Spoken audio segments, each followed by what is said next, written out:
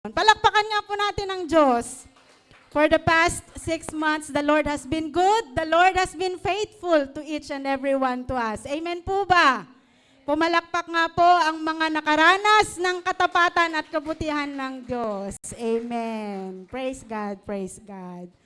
At dahil bagong buwan, meron din po tayong bagong tema. Sabay-sabay nga po nating basahin yung tema natin for the month of July. 1, 2, 3, go! Breakthrough patience that sustains. Amen. Tuturuan po tayo ng mahabang pasensya nito. Amen. Sapagkat kailangan po nating lahat yan. Amen. Hinango po sa ating main verse, main text, in James chapter 1, verses 3 to 4. Sabay-sabay po uli nating basahin. Knowing that the testing of your faith produces patience.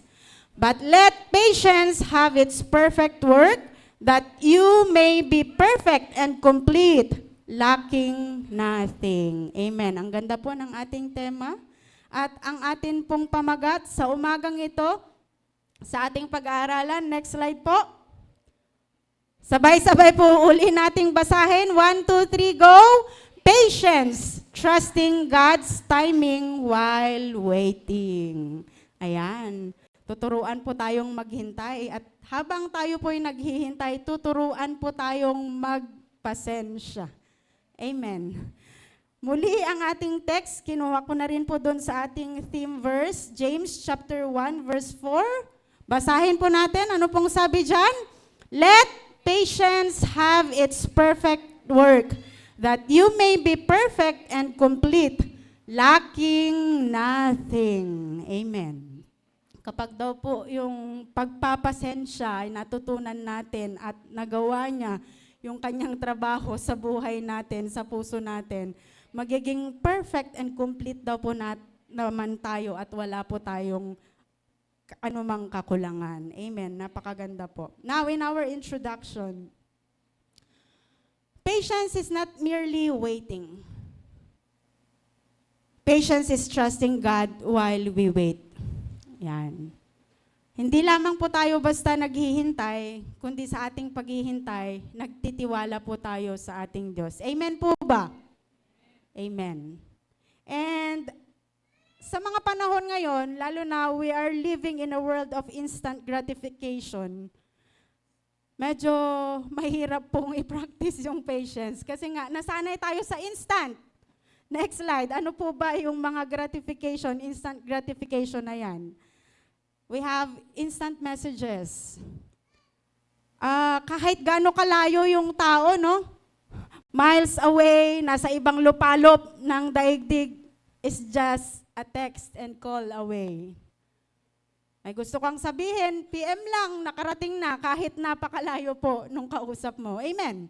Mabilis na po yung communication. We're living in a world na ganun naka-advance yung ating technology. Naalala ko, naabutan ko pa po yung pagkakataon na ang communication ay landline lang. Nung nasa La Union pa po kami, tapos yung kapatid ko ay nasa Aurora na bagong kasal, dun siya sa kanyang asawa.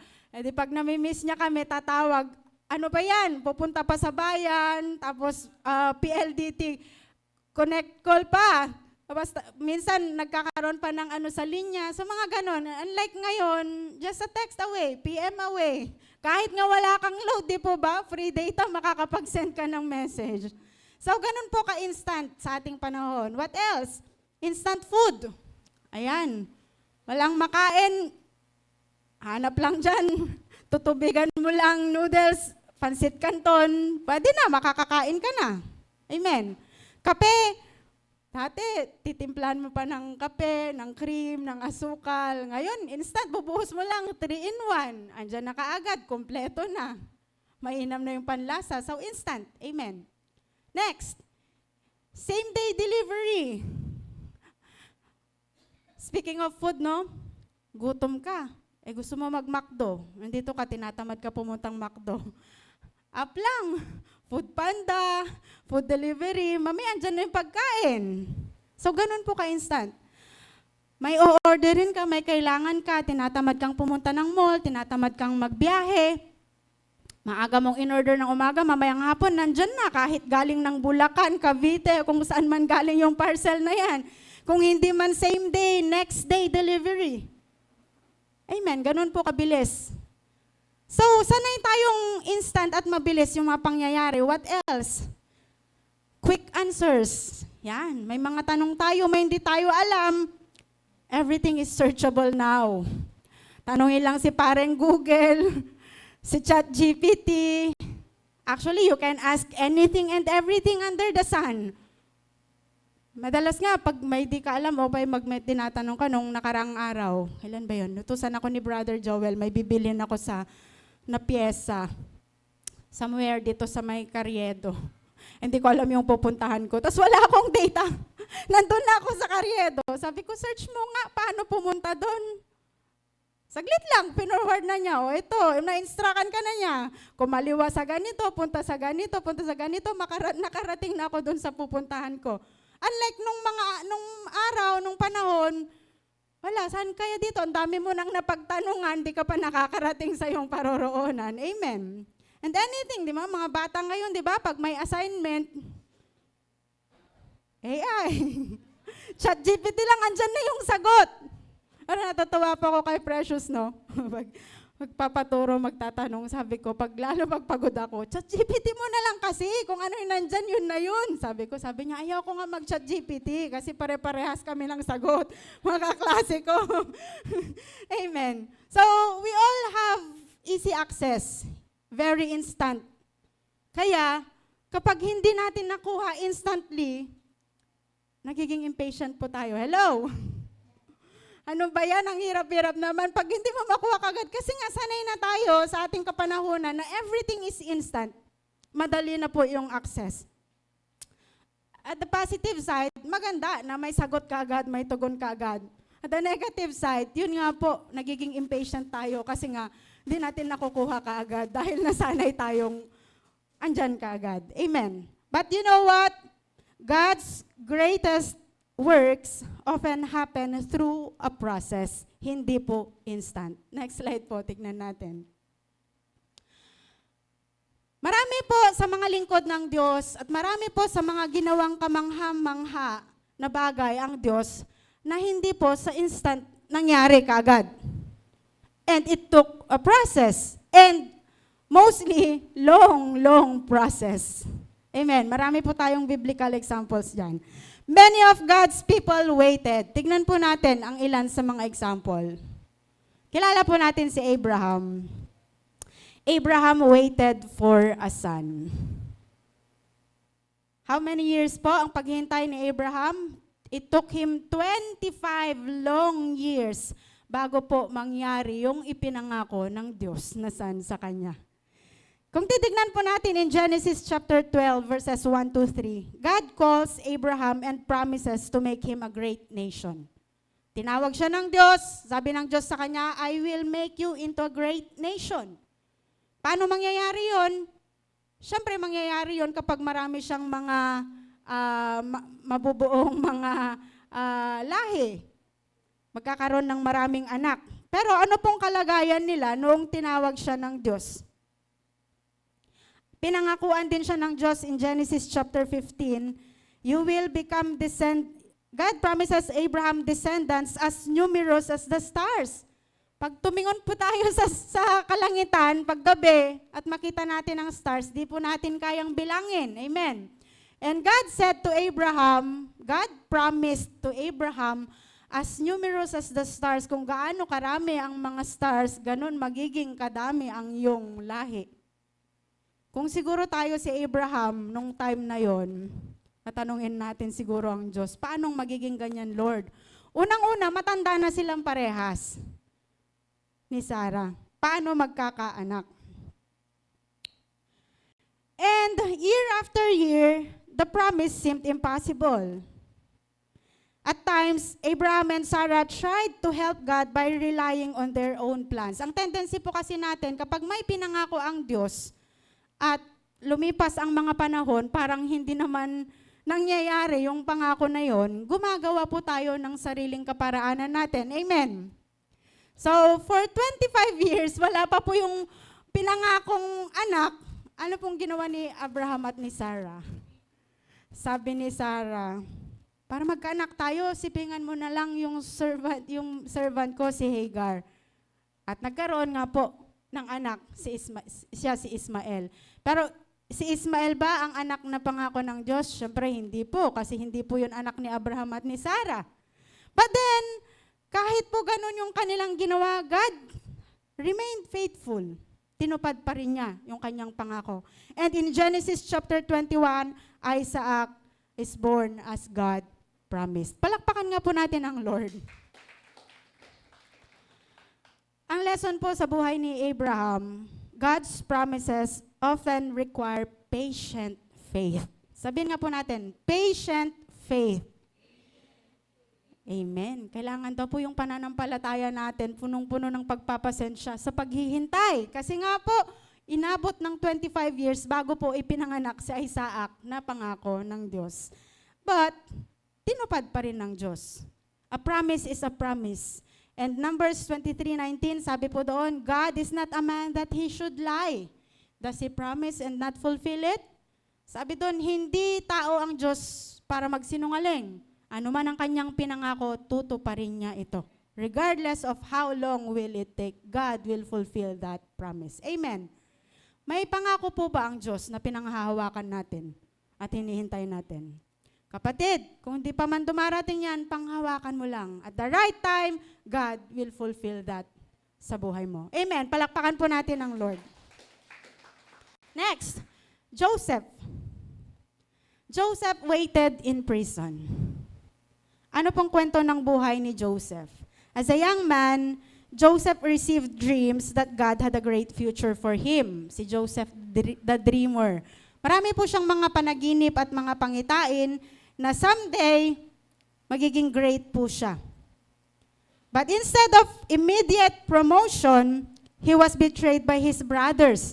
Dahil nga po sa kanyang mga panaginip nung kinukwento niya, naging threat po ito sa kanyang mga kapatid. So ano pong ginawa ng kanyang mga kapatid? Sabi nila, patayin na lang kaya natin itong kapatid natin kasi magiging great daw siya eh. Tataasan niya tayo. So nainggit po sila. So, ano pong ginawa nila sa kanya? Nung gusto nilang patayin, medyo nakonsensya sila, hinulog na lang nila doon sa malalim na balon. Pero nakonsensya pa rin sila nung nakita nilang may mga paparating ng mga trader papunta sa Egypt. Sabi nila, kaysa naman mamatay yung kapatid natin doon, hindi pa natin pakinabangan, ibenta na lang natin para makinabang pa tayo sa kanya. Hindi siya mamamatay, makinabang pa tayo. So, anong ginawa nila? Binenta nila ang kapatid nila doon sa mga trader. And to cut the story short, nadala po si Joseph doon sa Egypt. At nung nandun na siya sa Egypt, ano pong nangyari sa kanya? Falsely accused. Dahil nga po siya ay matipuno, maitsura, pogi, kung sa ating kapanahunan, natipuhan po siya nung asawa ni Potiphar. Kaya lang, dahil si Joseph was a faithful man of God, he is a good man, ayaw niyang patulan yung kasalanan. Kahit na tinutokso, inaakit po siya nung asawa ni Potiphar, ayaw niyang patulan. So, ginawa po nung asawa ni Potiphar, hinablot yung kanyang cloak. Sabi niya, come, lie with me in bed. Nung ayaw po ni Joseph, binaliktad po niya. Tignan mo itong servant mo na dinala mo dito sa bahay, sabi niya kay Potiphar. Pinagtangkaan niya akong rapin, paraphrasing po no. Yung ganun yung kwento, pinagtangkaan niya akong rapin. Ito nga yung cloak niya, ito nga yung robe niya, oh. Pumasok siya sa akin, dala-dala niya. So ano pong nangyari? Nagalit si Potiphar, pinakulong po siya ni Potiphar. Amen. But then, the Lord's favor was with Joseph. Nung siya po'y nasa kulungan, yung warden doon sa kulungan, naging mabait po kay Joseph.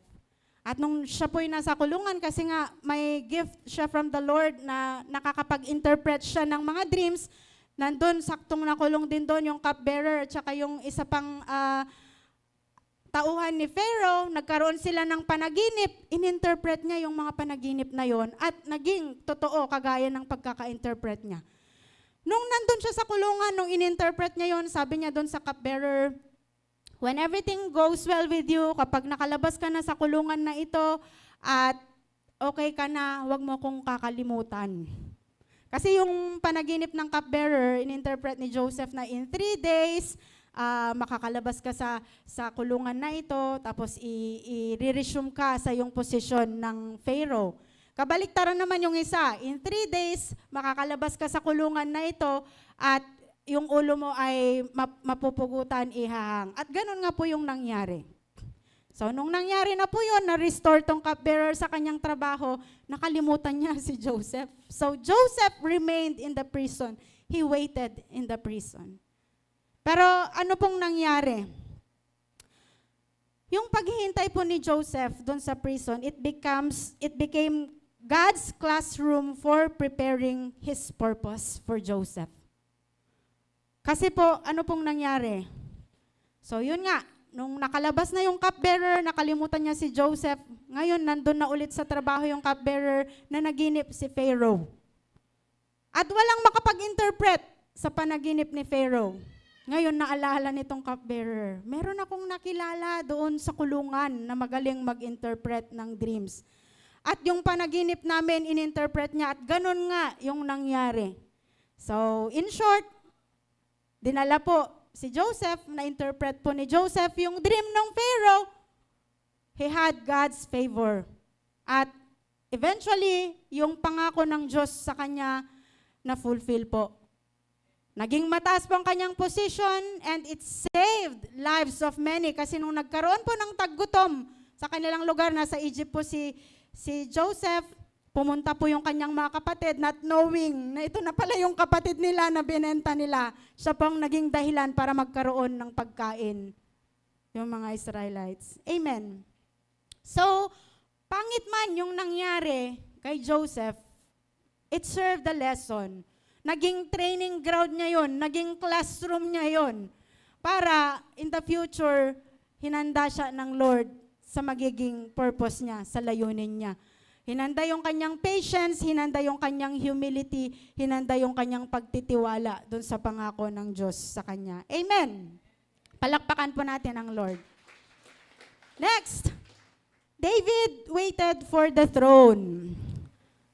Hindi po lingid sa atin, si David was anointed by Samuel at an early age. According to Bible scholars, nasa 12 or 13 years old pa lamang si David nung inanoint po siya ni Samuel. Actually, ayaw nga siyang ipa-anoint ng kanyang tatay kasi bata lang yan eh. Sabi nung tatay niya, nagtitend lang yan ng sheep, may mga iba pa kong anak dito. Pero si David po yung pinili ng Diyos at si David po yung inanoint. Amen. But did he become king immediately after anointing? Hindi po, kasi during that time, si King Saul po ang reigning king. At for so many long years, nag-reign po si Haring Saul. At first, mabait at mabuting hari naman po siya. Sinusunod niya ang Diyos. Pero nung kinalaunan, nagkaroon ng pride, pinatigas ang kanyang puso, at naging bad king po siya. And many times gusto niyang, naging threat si David sa kanya, gusto niyang ipapatay si David. There were 2 instances na nagka-encounter sila, pero alam niyo po si David, hindi niya, kahit meron na siyang pagkakataon, opportunity na patayin si Saul, hindi niya po pinatay. Kasi ang sabi niya, ayaw kong i-touch ang haring inanoint ng Diyos. Kasi reigning king pa rin po si Saul, so binigay pa rin niya yung respect. And after all, yung isang anak ni Saul, si Jonathan, ay naging best friend po ni David. So, hindi niya po tinatch, hindi niya po, kahit alam niyang inanoint siya para maging king, actually, pwede naman na niyang patayin si Saul para immediately king na siya, di po ba? Pero hindi niya po ginawa sa 2 pagkakataon na nagkaroon sila ng encounter. Hinintay niya na ang Diyos ang mismong magtanggal kay Saul para iluklok si David as king at God's perfect appointed time. Amen. Palakpakan po natin ang Lord. And true enough, in God's perfect time, ang Diyos po ang nag-alis kay Saul. Natalo po sila sa laban, namatay po si Saul, and eventually, King David became the king. Nag-succeed po kay King Saul. Amen. So, patience, trust God's timing rather than taking shortcuts.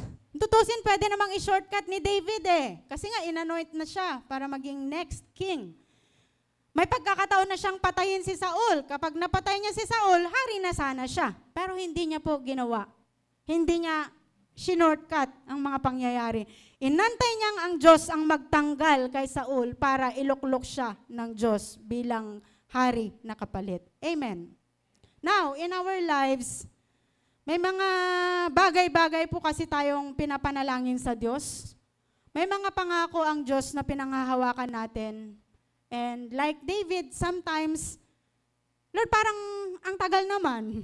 Pinangako mo to, pero bakit parang hindi naman nangyayari? Ako na nga lang gagawa, Lord. May mga tendency po kasi tayong ganun. Pero today, God is reminding us to look on David's example. We have to trust God's timing rather than taking the shortcuts. Amen. Next, the Israelites waited for deliverance. Alam niyo po, mahaba-haba po. Sobrang haba ang kwento ng slavery ng mga Israelites. They were slaves to Egypt for 430 long years. Isipin niyo po yun. Hindi lang dekada ang pinag-uusapan dito, centuries. 430 years they were in captivity. Alipin po sila sa Egypt. But God promised them to be delivered at may promised land na pinangako ang Diyos sa kanila. What happened? Nakalabas po sila sa Egypt, right? Sa Exodus. Nag-exit sila. Pero after exit doon sa Egypt, hindi din pa rin sila nakarating kaagad sa promised land. And it took them another 40 years in the wilderness. Sipin nyo yun? 430 years na alipin sila sa Egypt, nakalabas sila sa Egypt, papunta na sana doon sa promised land, pero hindi pa rin nakarating kaagad doon sa promised land. 40 years pa rin silang nagpaikot-ikot doon sa wilderness bago sila tuluyang makapunta doon sa lupang pinangako ng Diyos. Did God fail His promise? Siyempre hindi po. Kasi nakarating pa rin sila sa promised land. Inabot nga lang po ng ganun katagal na taon. Amen. What's the lesson from them? God's delays are never His denial. He delivers according to His perfect plan. Amen. Na-delay man,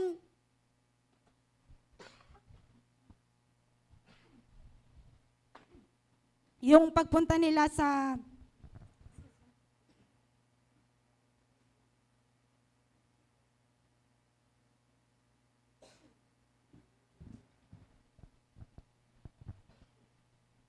na-delay po yung pagpunta nila sa promised land, but then, tinupad pa rin po ng Lord ang kanyang pangako. Amen? Palakpakan po natin ang Lord.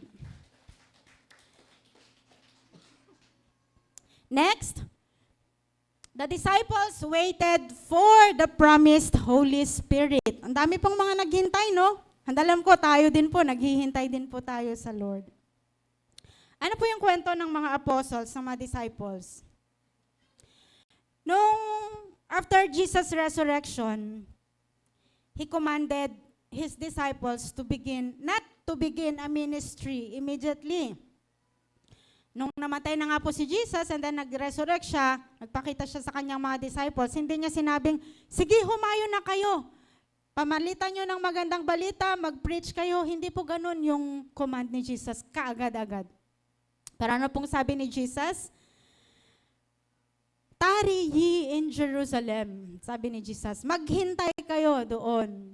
And wait for the promised Holy Spirit. Kasi may ibibigay akong sasama sa inyo na mag-e-empower sa inyo para magawa nyo yung ministry na ipapagawa sa inyo. Amen. Ano pong ginawa ng mga disciples? They went to the upper room, they prayed together, they praised and worshiped the Lord, and they waited for the promised Holy Spirit. In Acts chapter 1, Jesus commands them to wait. In Acts chapter 2, the Holy Spirit is poured out at Pentecost. And in Acts chapter 2, verse 41, about 3,000 people are saved. Nung nahintay po nila yung promised Holy Spirit, they were equipped, napalakas po sila, they become bold, nagpahayag po sila ng balita, mabuting balita ng kaligtasan, and immediately 3,000 people were saved. Why? Kasi naghintay po sila. Hinintay nila yung ipinangakong Holy Spirit na magpapalakas sa kanila that will enable them to do the work. Amen. Ang lesson po dito, God's work should be done in God's power, and that often requires waiting. Nangyayari po ang lahat ng bagay dahil po sa kapangyarihan ng Diyos. Hindi po dahil magaling tayo, kundi dahil ang kapangyarihan ng Diyos ang sumasama sa atin. Palakpakan po natin ang Lord. Kaya, antayin po natin ang pinangako ng Diyos na kapangyarihan sa bawat isa sa atin. And we go, do the work, do the ministry as equipped by God's power and anointing. Amen. So, the question is not, will I have to wait? Hindi po yun yung tanong. Maghihintay ba ako? Kasi isang katotohanan na po yun. Maghihintay po talaga tayo. May mga moments, may mga times of waiting talaga. Ang tanong po, the question is, how will I wait? Paano ako maghihintay? Tanggapin na po natin na may bahagi sa buhay natin ng paghihintay. Ang tanungin natin yung sarili natin, paano ba ako dapat maghintay? Amen. Now, let's go to point number 1. Patience is a fruit of spiritual maturity. Sabi po sa Galatians chapter 5, verses 22 to 23, alam po natin to, ang bunga ng banal na Santong Espiritu. But the fruit of the Spirit is love, joy, peace, patience. May karugtong pa po yan. Kindness, goodness, faithfulness, and self-control. Pero let's focus on patience kasi ito po yung ating theme. Ito po yung ating topic sa umagang ito. Now, patience is not produced by circumstances, but it is produced by the Holy Spirit. Nakita po natin dun sa verse natin, di po ba? Bunga po ito ng Spirito. Hindi po natin kayang i-produce sa sarili lamang po natin. Now, next slide. Key points. Anyone can be patient when things go their way. Tama po? Madali pong maging patient, maging mapagpasensya kung ang mga bagay-bagay ay okay. When everything is going well. Kung walang problema, walang sablay, as if okay lang lahat. Kung mabait yung tao sa'yo, madali pong magpasensya. Tama po? But true patience appears through pressure. Ang totoong pagkakaroon daw po ng pasensya, nasusukat yan sa mga panahon na may pressure. At ano po yung mga pagkakataon na to? When prayers seem unanswered. May mga panalangin po kasi tayo na, yun nga, God is an answering God. Hindi yan maikakaila. But sometimes, may mga prayers tayo, long-standing prayers na parang hindi ka naman sumasagot, Lord. Minsan ganun yung masasabi natin. Kasi nga po, God answers yes, no, and wait. So regardless, sumagot pa rin ang Lord. Amen. May hinihiling ka, binigay ka agad ng Lord, thank you Lord. Sinagot niya, yes ang sagot niya. May hinihiling ka, iba yung nangyari, kabaliktaran ng hinihiling mo, sumagot pa rin ang Lord. Ang sagot niya, no. May hinihiling ka sa Lord, ang tagal-tagal na hindi dumarating, sumagot pa rin ang Lord. Anong sagot ng Lord? Hintay ka lang anak. May tamang panahon dyan. Amen. Patience, true patience, nasusukat po yan when people disappoint us. Sabi ko nga, madaling magpasensya kapag mabait yung tao sa'yo, mabuti pinapakita niya. But what about kapag disappointed ka sa taong yon? Yung pinapakita niya sa'yo ay hindi yun yung ine-expect mo na ipapakita niya. Ang tanong, kaya pa po ba nating magpasensya? True patience, nasusukat po yan when circumstances become difficult. Sa buhay natin, may mga pagkakataon po kasi talaga na mahirap ang pangyayari. Sometimes okay tayo, magandang mga nangyayari, umaayon sa mga gusto natin, but there are times na yung ayaw nating mangyari, yun yung nangyayari. Amen. Sigla-sigla mo lang, biglang nagkaroon ng emergency, nagkasakit, na disgrasya, and everything. Tapos mapapatanong ko, bakit Lord? Parang kanina, okay lang ang lahat. Bakit ganito na ngayon? Ba't ganito yung nangyayari? Nagbabago po yung mga circumstances natin. Ang tanong, patient pa rin po ba tayo o impatient na tayo kapag ganun yung mga pangyayari? Sa lahat po ng nangyayari sa buhay natin, may purpose po ang Lord. Dinidevelop po ng Lord yung patience natin. It's like a seed that doesn't become a tree overnight. Hindi po yung pag tinanim mo, bukas, ay puno na siya na matangkad. Hindi po ganon. Karoon po kami ng pagkakataon ni Brother Joel, no, na literal na mag-farm. Nung nasa Aurora po kami. There were times na ino-order lang namin yung tinatanim namin, punla, so malaki na siya. There were times din na kami talaga yung mismong nagpupunla. At nakakatuwa, nakaka-amaze na paanong yung buto lang talaga, napakalit na buto na inilagay mo dyan sa lupa, sa matabang lupa, after how many days, biglang tutubo, uusbong, uugat.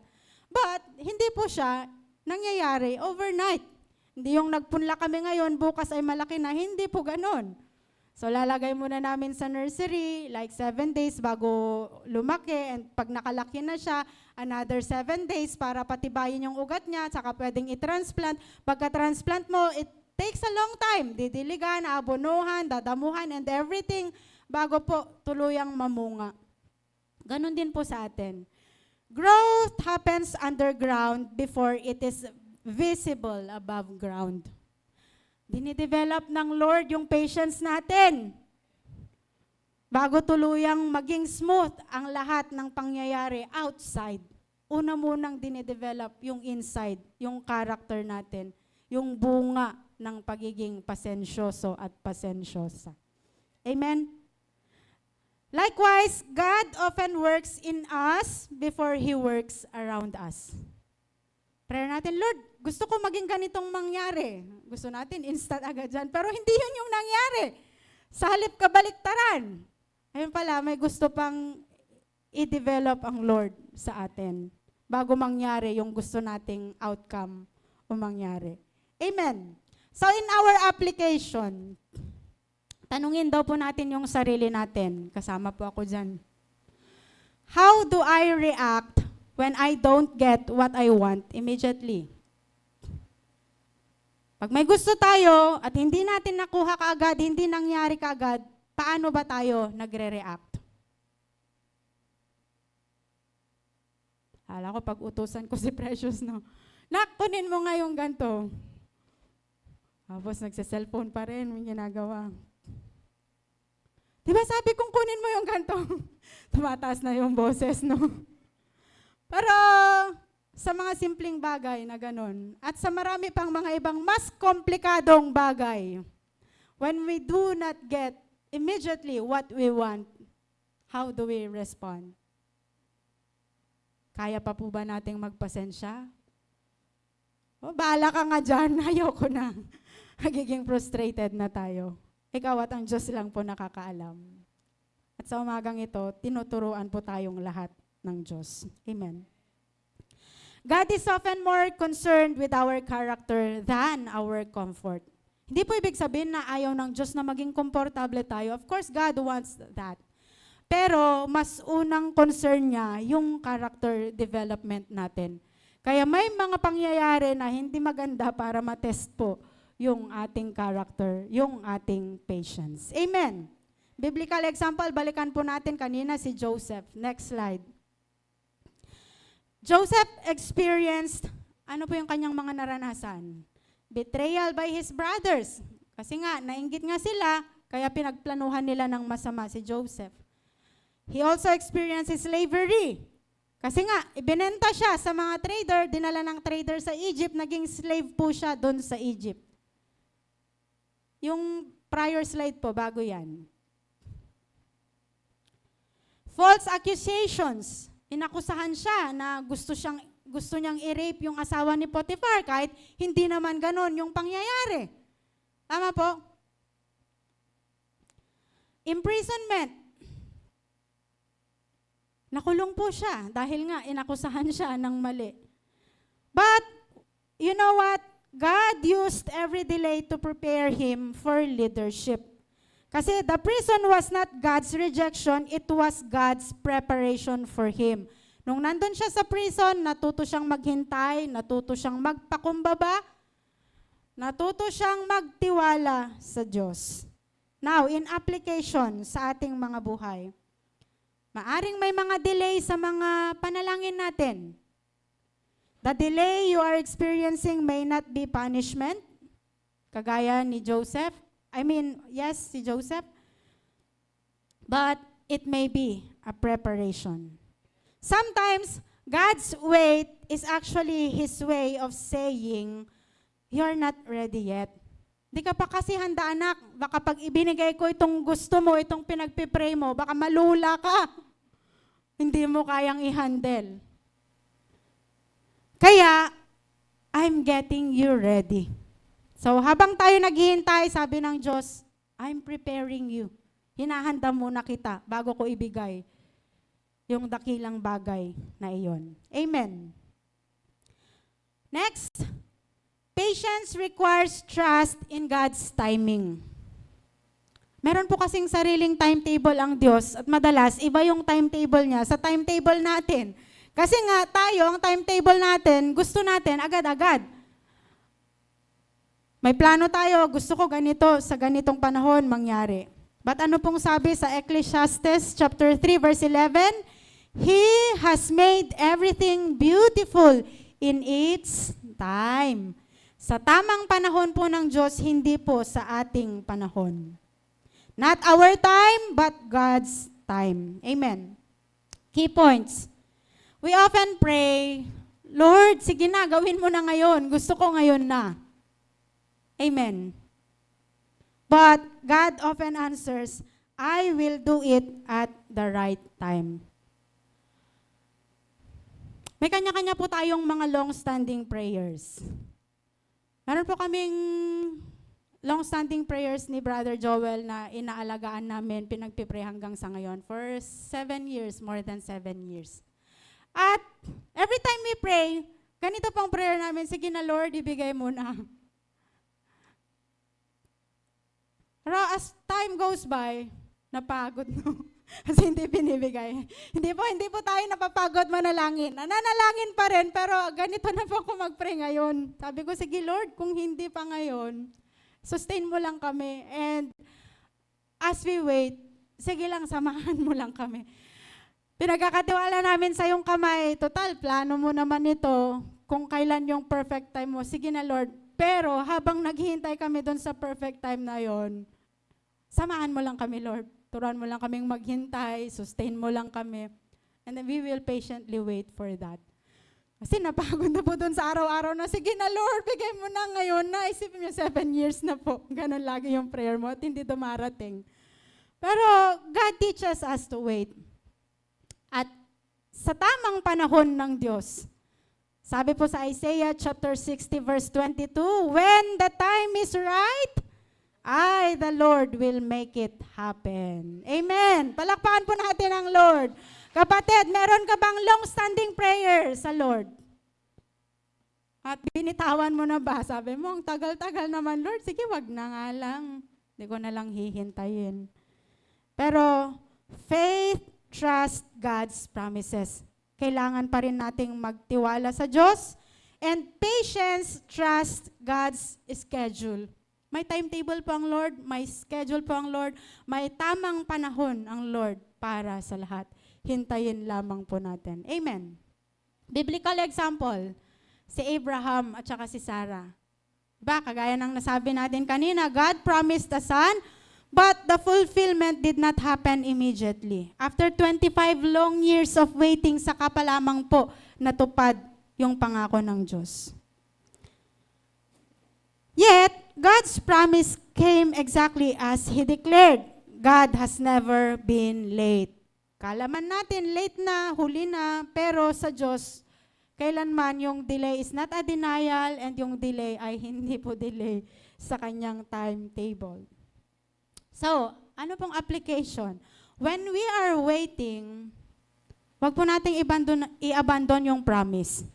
Kasi nandun yun eh. Pinangako yan ng Lord, panghawakan lang po natin. Ang tendency kasi, binibitawan natin pag di na nangyayari. Para bang sinasabi natin, sinungaling ka naman, Lord, pinangako mo, pero hindi naman nangyayari. Pero, ang paalala sa atin sa umagang ito, do not abandon the promise. And do not force the outcome. Kasi nga, pag natatagalan na tayo, sige, ganito na lang gawin ko, Lord, kasi hindi na kita mahintay eh. Just like Abraham and Sarah, di po ba? Hindi nila mahintay yung anak. Sabi, sipingan mo na lang si Hagar. Pero hindi, yun yung pangako ng Lord. But God is faithful. Tinupad pa rin. Binigay pa rin si Isaac. Nagkaroon pa rin ng katuparan.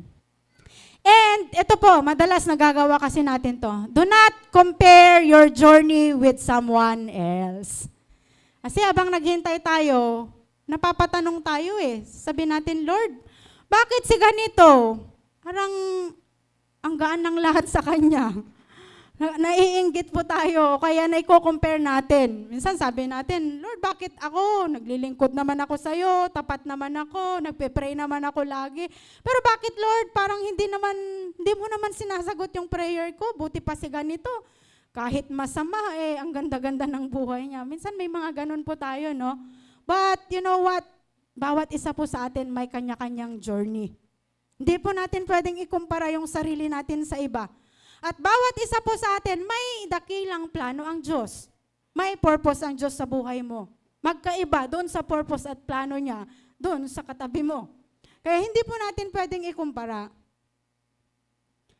At makapangyarihan, mabuti po ang Diyos. He works in mysterious ways. He works in ways we cannot understand. Pero panigurado, meron siyang mabuting bagay at plano sa buhay ng bawat isa sa atin. Amen. Palakpakan po natin ang Lord. So when waiting, wag po tayong magkumpara sa iba. Tuon lang po natin yung pananampalataya natin sa Diyos habang naghihintay po tayo. Pangapat, patience shapes how we treat others. Ito daw po yung humuhulma kung paano natin itrato yung ibang mga tao. In Ephesians chapter 4 verse 2, sabi po dyan, be completely humble and gentle, be patient, bearing with one another in love.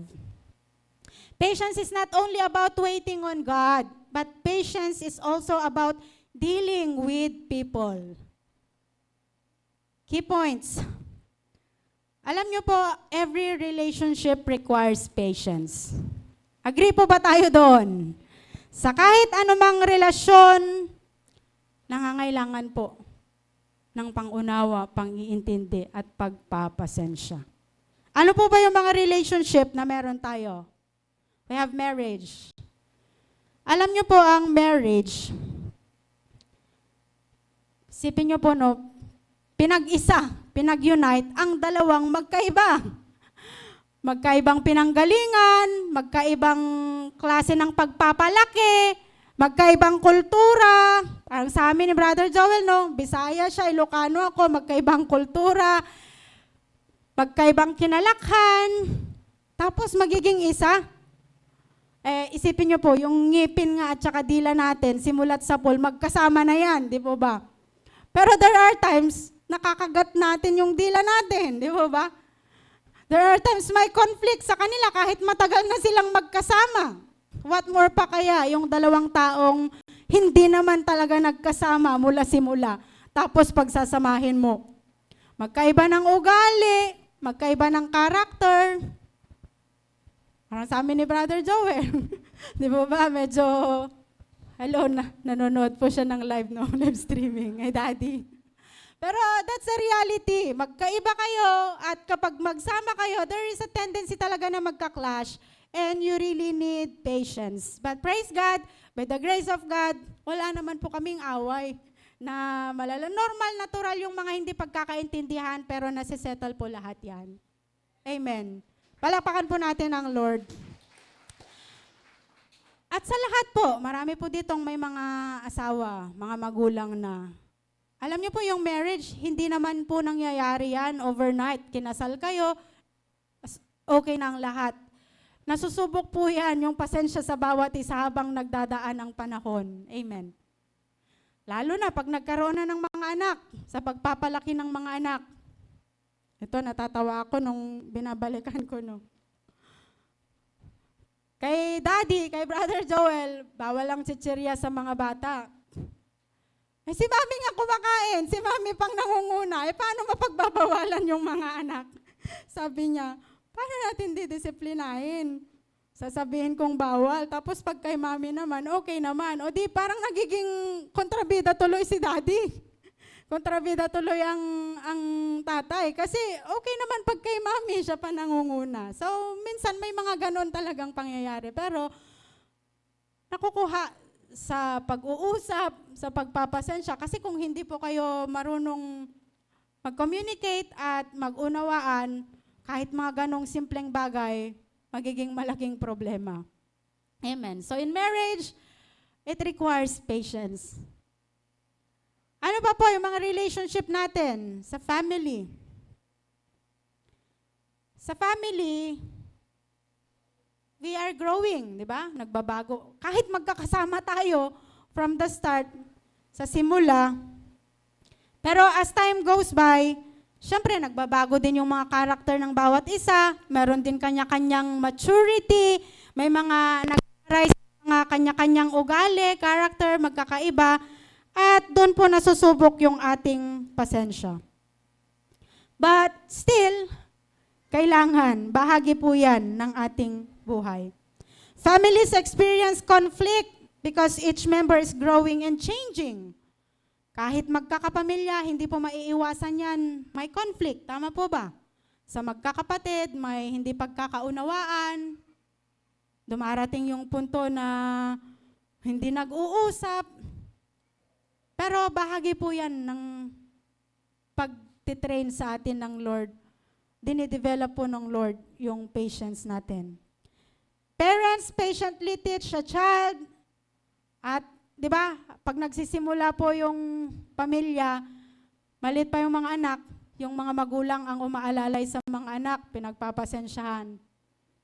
Pag lipas ng panahon, baliktad naman. Pag nagkakaedad na yung magulang, nag-uulyanin, wala pa naman po tayo sa ganong punto, no? Yung anak na nagiging makulit, bumabalik sa pagkabata, yung anak naman ang magpapasensya at iintindi sa magulang. So, cycle lang po yan. Nevertheless, bahagi po ng mga relasyon na meron tayo na kung saan yung pasensya natin ay nasusubok. Next, patience in friendship. Yan, may mga BFF tayo, may mga kaibigan tayo, may mga kumpare tayo na dinidil. And we admit, hindi sa lahat ng pagkakataon ay okay tayo. Amen. May mga pagkakataon na we disagree. May mga pagkakataon na magkakaiba tayo ng pananaw. May mga pagkakataon na magkakaiba tayo ng paniniwala sa isang bagay. But we do not use it na yun yung ikakasira ng friendship natin.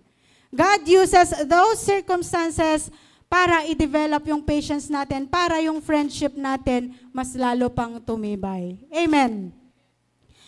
God looks at us on how we deal with conflict, on how we deal with indifferences. At dyan po nasusubok yung ating pasensya. Next, patience is also seen in the church. Remember po, the church is composed or made up of imperfect people serving a perfect God. Amen. Wala naman pong perfect sa atin dito eh. Only God is. Amen. Lahat tayo may kanya-kanyang kapangitan, lahat tayo may kanya-kanyang pagkakamali in one way or another. At sometimes, doon sa mga bagay-bagay na yon, nasusubok talaga yung pasensya natin on how we deal with our fellow brothers and sisters. Minsan sa ministry, pag ministry head ka, tapos medyo mababait yung mga hawak mo, magtatawag ng practice, tapos medyo hindi napunta or late napunta. O yan, patience daw, sabi ni Pastora. Amen. Lalo na si Pastora, siyang nanay natin, hawak niya tayong lahat, under niya tayo sa leadership niya. May mga iba-iba tayong mga character, may mga iba-iba po tayong way or level ng paglilingkod sa Diyos. But, kita naman natin kung paano tayo pinagpapasensyahan ng ating mahal na Pastora. Amen. Even in the church, may mga bagay na nasusubok talaga yung pasensya natin. But, ito pa rin ang panawagan ng Lord. Kailangan maging mapagpasensya tayo. Amen. Now,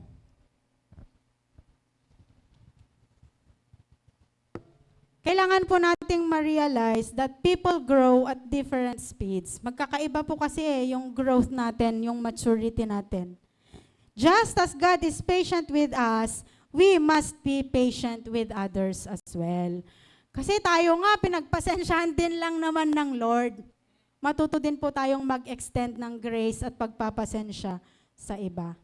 Amen. On our reflection, how often do we ask God for patience towards ourselves while refusing patience toward others? Diba? Madalas ang prayer kasi natin, pag nagkamali tayo or pag may nagawa tayong hindi maganda, sorry Lord, patawarin mo ako, pagpasensyahan mo na ako, kabagan mo ako. Kung madalas ganun po ako mag-pray, Lord, kabagan mo po ako sa mga pagkakamali ko. But, many times, ganun tayo mag-pray, pero many times, di rin natin nare-realize na tayo nga kinakabagan ng Diyos, pero hindi rin pala tayo marunong mag-extend ng patience sa iba. So, in our application this week, nawa, i-apply natin sa buhay natin, itong natutunan natin na to. Hanap tayo ng mapag-extendan natin ng ating pasensya. And this week, or hindi lang this week, moving forward, try po nating exercise to. Listen more. Nasusukat kasi yung pagpapasensya kapag marunong tayong makinig eh. Natututo tayong makinig. Hindi yung gusto natin, tayo lang yung nagsasalita. O yung boses lang natin yung naririnig. Yung gusto lang natin. Why not try to listen unto others? React less. Ang tendency kasi natin, pag may marinig tayo, magre-react agad tayo. Defensive. Di po ba? Pero bago tayo mag-react, isipin po muna natin, paano ba ako dapat mag-react sa ganitong sitwasyon? Amen. Extend grace. Ayun nga, tayo kinahabagan lang din. Pinagpasensyahan lang din ng Lord. May kanya-kanya din tayong kakulitan. Amen. Kaya kung may makulit, pagpasensyahan din po natin. Pwede bang i-extend natin yung pagpapasensya at habag sa kanila? And finally, choose understanding over irritation. Bago tayo mairita sa taong ito, isipin muna natin, bakit kaya siya ganito? Alam niyo, natutuwa po ako sa dating trabaho ko. Meron akong office mate doon. Hindi siya born again na. Pero ganito siya lagi mag-isip. Naging QA po kasi namin siya. Pag may mali yung ganun mag-isip bakit kaya naging mali? Bakit ganito yung nagawa niya? So bago niya i-judge na mali to, iisipin niya muna, bakit siya naging ganito? Stress kaya siya nung time na to? At in-apply niya, hindi lang mong dun sa trabaho, pati dun sa personal na pakikitungo niya sa tao. Sabi ko, nakaka-amaze naman to. Kaya every time makita niya ang isang tao, tapos negatively mag-react or siya, hinahanapan niya ng dahilan para maintindihan yung tao na yon. So, halimbawa, magagalitin. Siguro, sa bahay nila, lagi siyang napagbubuntunan, lagi siyang napapagalitan, kaya wala siyang way out. Pag sa iba, ganun siya, bigla siyang, ganun siya, gagawan niya ng rason, yung tao, hahanapan niya ng rason, bakit naging ganun yung attitude ng tao. And sabi ko, nakakaano naman, sana matutunan natin yung ganun. Before reacting or before judging others, try nating intindihin where he is coming from. Bakit siya ganito? Bakit ganito yung ugali niya? Kasi for sure, may dahilan yan, kaya siya ganyan. May pinaghugutan, may pinagmulan. Bakit ganun yung pakikitungo ng tao na to? And before we act, before we judge, before we act negatively sa kanya, try po nating intindihin ng ganun. At makikita natin, the reward is in us eh. Makikita mong, ay, natuto na akong magpasensya, natuto na akong umintindi. Amen. Amen. Sige po, palakpakan natin ang Lord. At huling punto po, Jesus is our greatest example of patience. Yan. Wala pong ibang pinakamainam na example ng pagpapasensya. Kasi we are imperfect nga.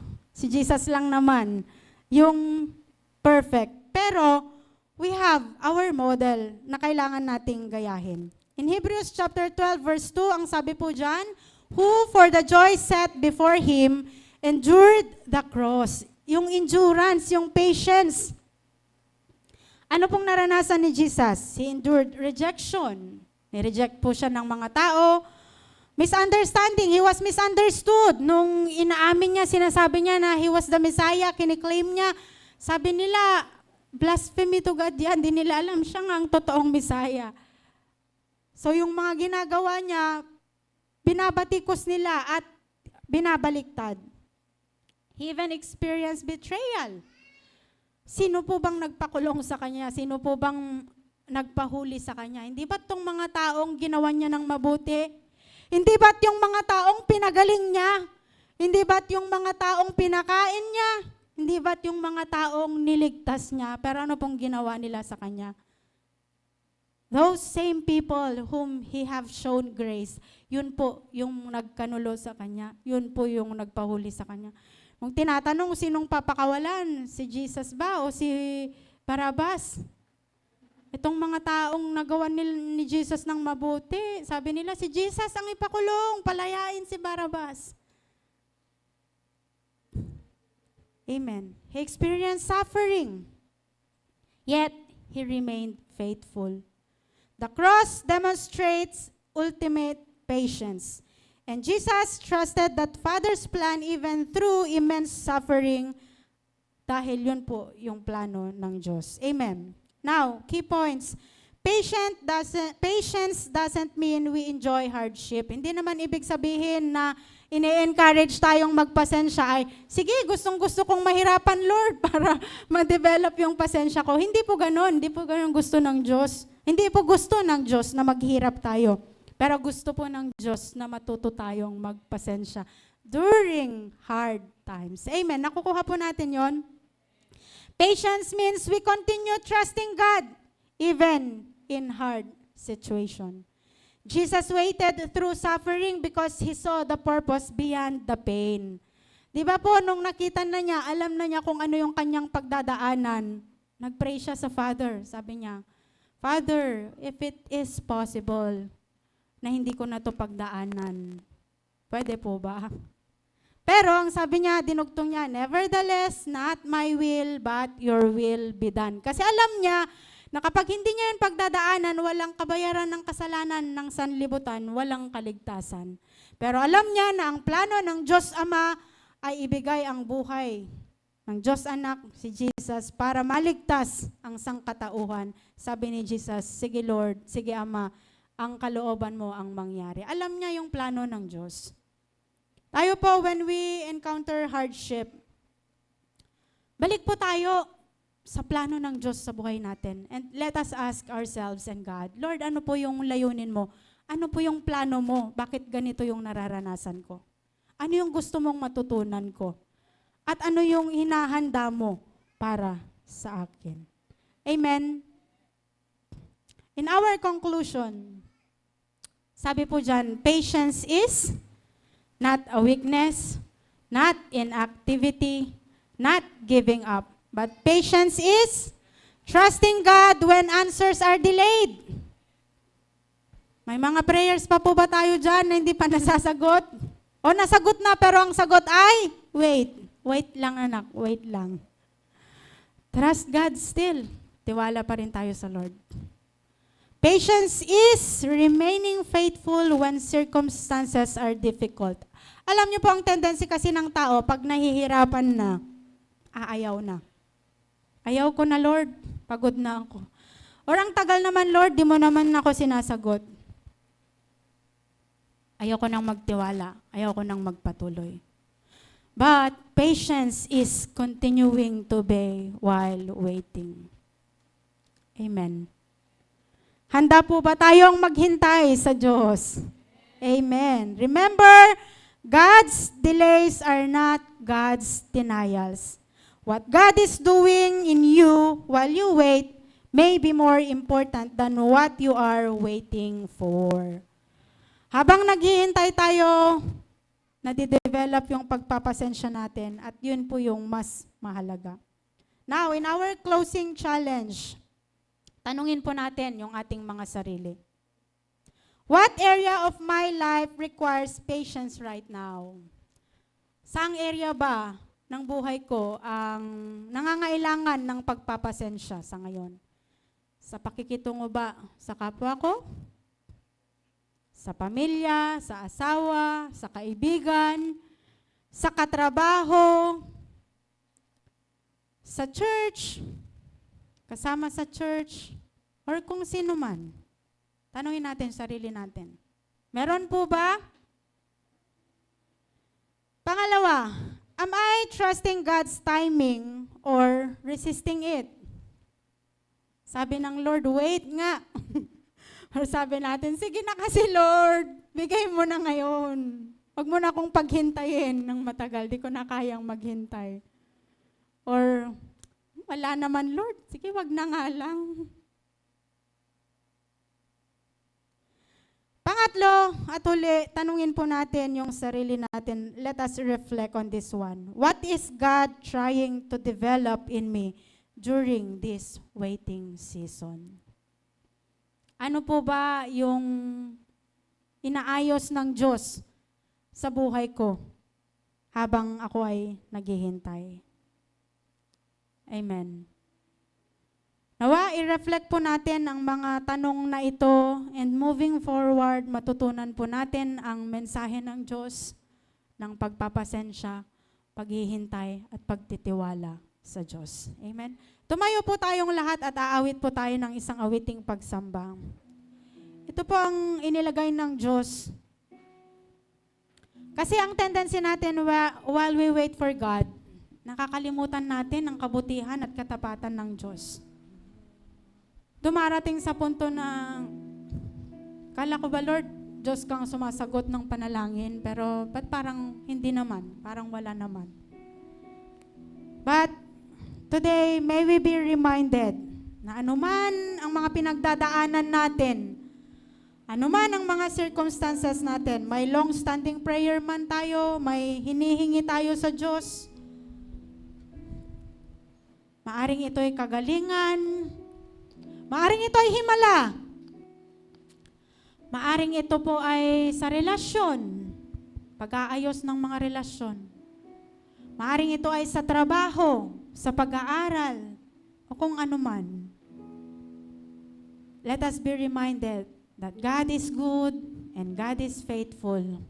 Kailanman hindi po nagbabago ang katapatan ng Diyos, even though we are waiting.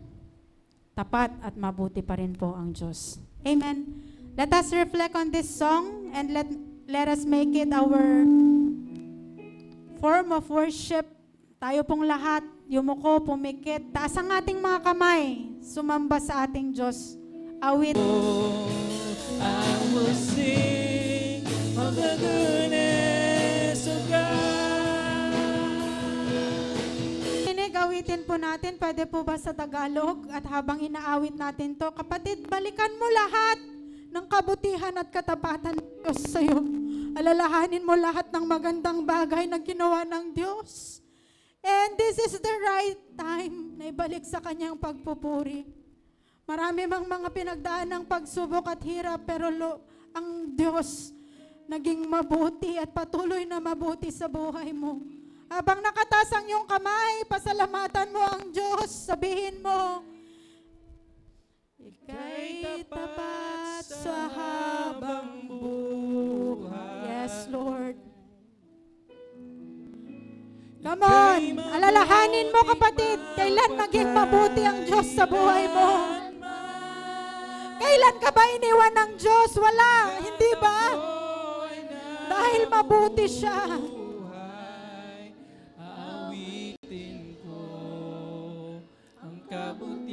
Minsan pa, ika'y tapat sa aking buhay. Come on. Ika'y tapat Declare it. habang And thank the Lord. buhay. Napakabuti ng Diyos, kapatid. Ika'y mabuti magpakailan. Kailan ba nagkulang ang Diyos sa'yo? Hindi. Hindi kailanman nagkulang. Hanggat ako'y At kailanman hindi ka iniwan ng Diyos. Mabuti ang Diyos sa iyong buhay.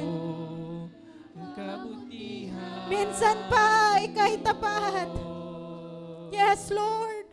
Ika'y tapat Hallelujah. sa habang buhay. Salamat po, Diyos. Ika'y mabuti Napakabuti mo sa amin. magpakailanman. Yes, Lord. Hanggat ako ay nabubuhay, awitin Hallelujah. ko ang kabutihan ng Diyos. Sa umaga pong ito, pinapaalala ng Diyos sa atin na siya ay mabuti. At siya ay Diyos na dumidinig, sumasagot sa panalangin. Hindi siya nang iiwan at hindi siya nagpapabaya. Meron ka bang panalangin sa Diyos? A long-standing prayer. Hanggang ngayon ay iniingatan at inalagaan mo. And you are waiting for God's great miracle. Meron ka bang nais mula sa Diyos? Sa umagang ito, God is inviting you, come. Paparanas muli ng Diyos sa iyo. Siya ay mabuti. Ng Diyos hindi ka iniwan kahit ikaw ay naghihintay. Ang Diyos nandyan, sasagot, didinig sa iyong panalangin. Meron po ba dito? You have prayers. You are waiting for God. You can come forward. Nais ng Diyos muling i-recommit mo yung pananampalataya at pagtitiwala mo sa Kanya. Nais ng Diyos na makita akang maghintay ng Kanyang himala, kasagutan, katugunan. You can come forward. God is waiting. God wants to strengthen you today. Habang inaawit natin, ika'y tapat, O Diyos. Hallelujah. Hallelujah. Ika'y tapat sa habang buhay. Ika'y mabuti You can tell God your prayers. magpakailanman. God cares. Pag ako ay God nabubuhay. wants to answer you. I-claim mo na. Ngayon Hallelujah. Pasalamatan mo na ang Diyos. kapangyarihan mo'y kamahal. Thank you, Lord. Jesus, ikaw ang Diyos na Sa huling pagkakataon sa mahinang tinig, ikaw ang Diyos ng himala. Deklara mo ang himala ng Diyos sa buhay mo. ang Diyos na himala. We thank you, Lord. Claim mo ang kasagutan, katugunan sa iyong panalangin sa umagang ito. Ngayon at kailanman. Thank you, Lord. Kapangyarihan mo'y kamahal. Hallelujah. Jesus, ikaw ang Diyos Hallelujah. himala. Marami po salamat, O Diyos. Sige, palakpakan natin ang kapatid ang Diyos. Palakpakan natin ang Diyos. Hallelujah. Marami pong salamat, O Diyos, sa oras na ito. Sineselyuhan namin ang mga himalang bagay na ginawa mo sa aming mga buhay. We thank you, Lord, dahil ikaw ay Diyos na mabuti, tapat, sumasagot at tumutugon sa aming mga panalangin. Lahat ng panalangin ng aking mga kapatid, Lord, sa umagang ito, salyuhan mo ng katagumpayan. At sa itinuro mo po sa bawat isa sa amin, O Diyos, moving forward, turuan at tulungan mo po kaming magpasensya. May we glorify your name as we develop patience. And may your name be magnified and be glorified through our lives. We thank you, Lord. Seal our prayers with victory, with the most precious blood of the Lord Jesus. Sa iyo po ang papuri, pagsamba, pagluwalhati at pasasalamat. Sa pangalan ni Jesus, ang lahat po ay magsabi ng Amen!